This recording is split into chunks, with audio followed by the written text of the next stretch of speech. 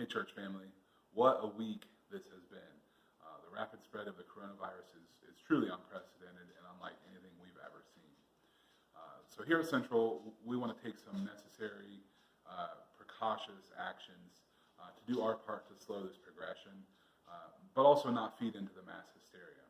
So we are choosing to take a very cautious and what we believe is the most responsible approach with what we do concerning services this weekend.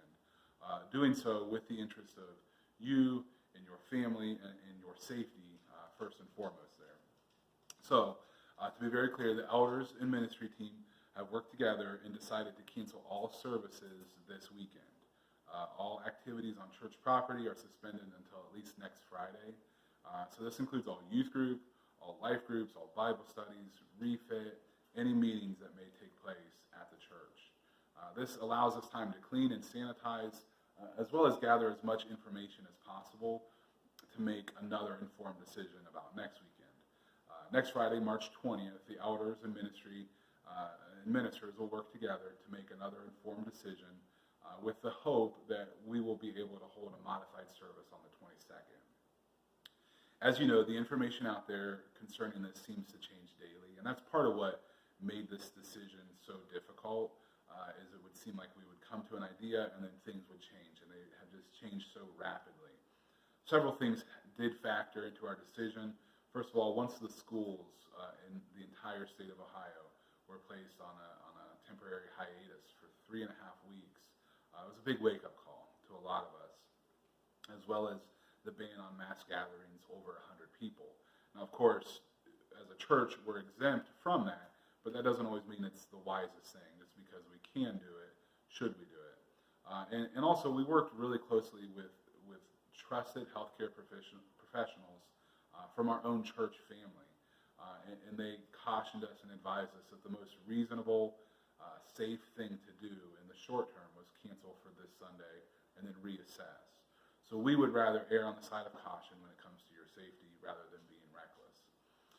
We recognize that many out there may not be susceptible or even concerned about the virus for themselves, but we do have a responsibility to do what we can to help slow this down and protect those around us, because there is a very legitimate concern that there are many in our church family who are either elderly or immune compromised. I find myself in the latter category, and we are at an elevated risk. So while the easy answer is that we could just tell everyone who's elderly or immune compromised to stay home, the reality is anyone can be a carrier for this.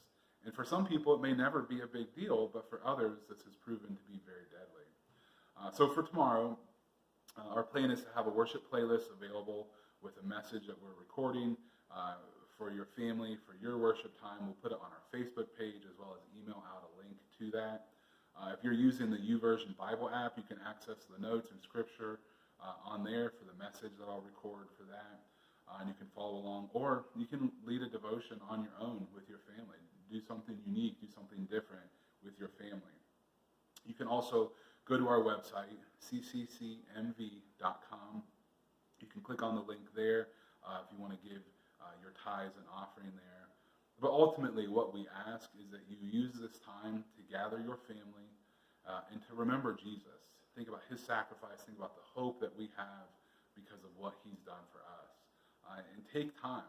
Whatever you do, however you do it, take time to do that tomorrow, to worship as a family.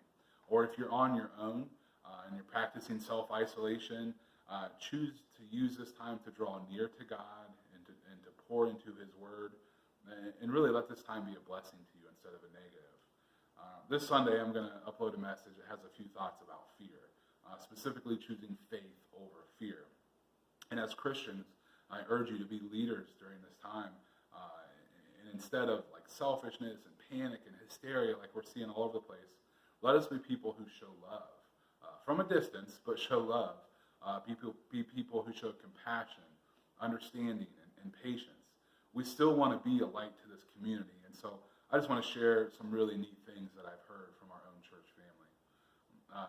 Next weekend, our food pantry will be moving forward with a very modified version of what we do. The food truck will arrive, they'll take stuff off, pre-package it into individual box or bags, and then as people arrive and check in, They don't have to get out of their car. They'll just pull around back, and they'll load their cars up. This is a time where many people need food in more ways than they ever have before, and this is a way we can be a light to the community while still being very cautious. Another example of a young lady from our church named Abby.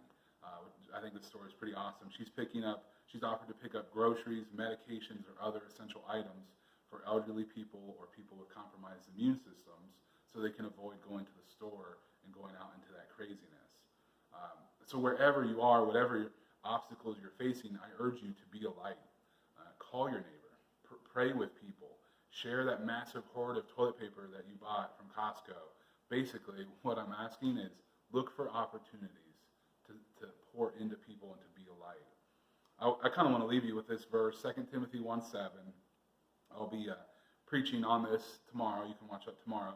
But it says this. It says, God has not given us a spirit of fear and timidity, but of power, love, and self-discipline. Church family, I love you guys, and I am so excited to see you all when the time is right. So let's have a safe and healthy weekend, and let's be the light right where we are planted. Love you guys.